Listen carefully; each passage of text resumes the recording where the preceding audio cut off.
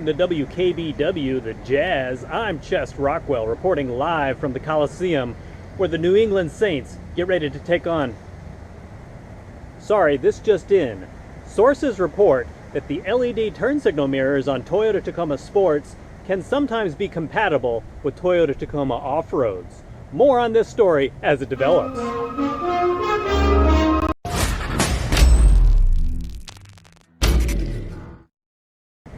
What is going on, everybody, and welcome to another fun Tacoma video. So if you are like me and you are the proud owner of a TRD Offroad, one of the things that constantly bothers you is that your side view mirrors do not have the nice LED turn signals like the TRD Sports. The Offroads have tons of features that are great that the Sports don't have. Turn signal mirrors is not one of them. So I stumbled across something on Tacoma World where a few people have actually done successful swaps with the turn signal mirrors from a Sport or aftermarket counterparts and successfully swap them over to a TRD Offroad. So I'm gonna show you what you can check for to see if yours is compatible, if, like me, you would like to have this done. So a few basic tools needed to do this. You will need some kind of set of pliers to remove some tabs, a few assorted screwdrivers, get a flathead, a regular Phillips head, and then definitely a small screwdriver to pry off some tabs. So let's go pick the passenger side and see what you need to do to remove the door panel to actually get access to the mirror to check this out. So here you see I have the door panel open. Step one is very simple. There is this circular little tab right here. Take one of your screwdrivers and just gently press in the middle until it pops. Sometimes this will pop right out when you do this, sometimes not, like it just happened for me, so no fear, just take your little screwdriver. Be careful when you do this so you don't scratch the plastic, and just gently get it under there. And you can see the whole thing kind of pops right out, so you can pull that loose. Next step, using the same small screwdriver, on the inside door handle and the actual grab bar, you have these two plastic tabs. Go ahead and take the small screwdriver. It's got a little depressed part, and pop that loose as well. You can see it exposes a screw, and the same for the one down here. Again, sometimes it's sort of hard to get to.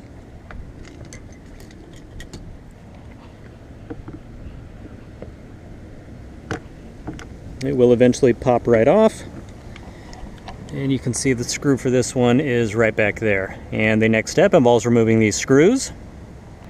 Once those two screws are removed, you're going to take your flathead screwdriver and gently pop this up. Again, try not to scratch any of the plastic around. You got to get it there. You can hear it pop, and then you can just get it up with your fingers usually until that is loose. So the goal here, as you can see, is to pull this up so you can easily remove the connectors for the locks and the window control. Because if you try to do this with this whole gray panel off, it's quite a pain because it's hard to get your arm back there. Just take your pliers of choice and gently remove them. They should come right out.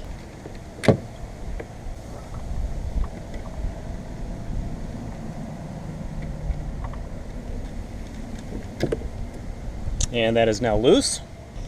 Next part involves actually removing this gray part of the panel, which is all one solid piece. But before we do that, you're going to take this triangular piece up here, and it should be pretty loose with that piece out, and just sort of pop it back until it comes right off.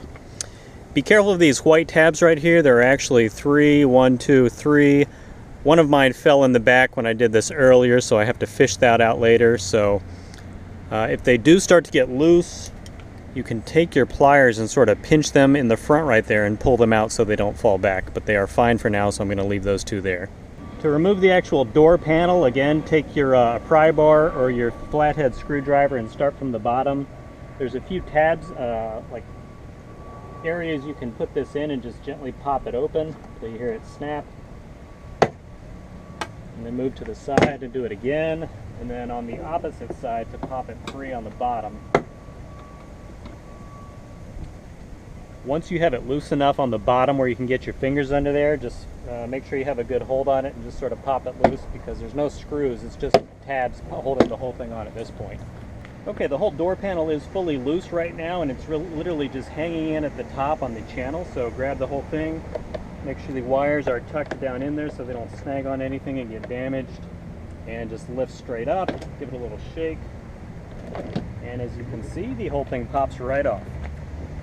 With the panel fully removed, you can see right here, this is the actual wire coming from the mirror. Here are the 3 bolts that hold the mirror on. You do not have to remove those just for this check. Obviously you will have to if you are able to install the new mirror. So coming down, you have these 3 wires right here. It's like a purplish maroon and a light brown. And what I was told by a trusted source from Tacoma World is if you have these 5 wires underneath, which plugs into it, that you should be good to go for swapping one of the LED turn signal mirrors. So I'm definitely excited to see that. I just need to figure out now which kinds to order. Okay everyone, that is it for another video. Hopefully you found it helpful, and hopefully you are pre-wired for these cool turn signal mirrors. Obviously I would assume that if your Tacoma does not even have power mirrors to begin with, safe assumption you're not going to be pre-wired for this. So just keep that in mind if you have one of the base models or whatever. So now all I need to do is figure out which aftermarket mirrors with the turn signals that I'm going to go with. The OEM ones are ridiculously expensive, so I doubt I will be going that route. Please consider subscribing if you found the video helpful. Give the video a like, comment below, hit the bell notification so you're notified every time I upload, and I will see you in the next video. Chester Rockwell, signing out.